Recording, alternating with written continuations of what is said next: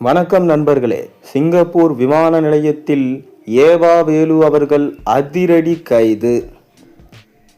தாவேகாவின் ஆட்சி அமலுக்கு வந்த பிறகு கடந்த திமுக ஆட்சியில் ஊழல் செய்த ஏவா வேலு அவர்களிடமிருந்து பல ஆவணங்கள் கைப்பற்றப்பட்டிருக்கு.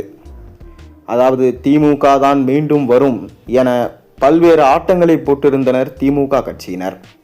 குறிப்பாக சொல்ல வேண்டுமென்றால் செந்தில் பாலாஜி, KN நேரு, ஏவா வேலு போன்றோர் பல கான்ட்ராக்டுகள் டெண்டர்கள் விடப்பட்டு பல லட்சம் கோடி ஊழல் செய்ததாக விஜய் தலைமையிலான அரசுக்கு தகவல் கிடைத்தது.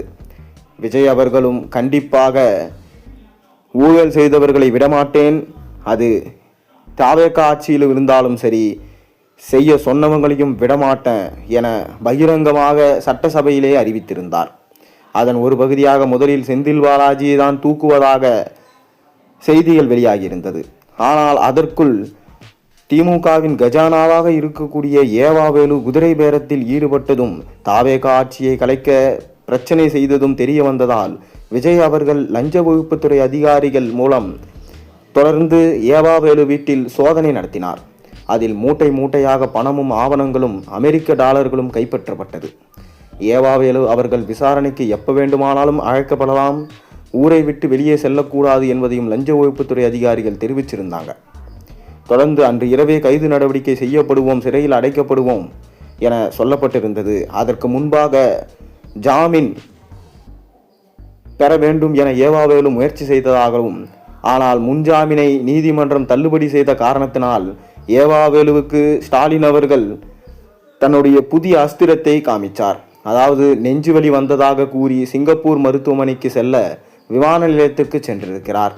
அமெரிக்கா, லண்டன், சிங்கப்பூர் என்று இளமை காலத்தில் செல்லாமல் முதுமை காலத்தில் தமிழ்நாட்டில் இருக்கக்கூடிய அனைத்து வரி பணங்களையும் சுருட்டி கொண்டு சுமார் 30,000 கோடி ஏவா வேலு அவர்கள் வருமானத்திற்கு அதிகமான சொத்துகள் இருப்பதாகவும் சொல்லப்படுகிறது.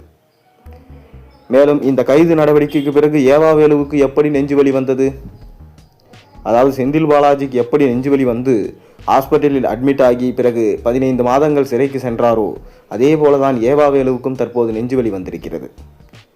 ஆனால் ஏவா வேலு தப்பிப்பாரா என்று கேட்டால் தற்காலிகமாக தான்.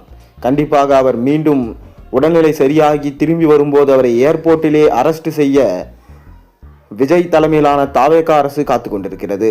அமலாக்கத்துறை ரைடின் மூலம் பல்வேறு லட்சம் கோடிகளும் ஆவணங்களும் கைப்பற்றப்பட்டதால் ஏவா வேலு கண்டிப்பாக தப்பிக்க முடியாது.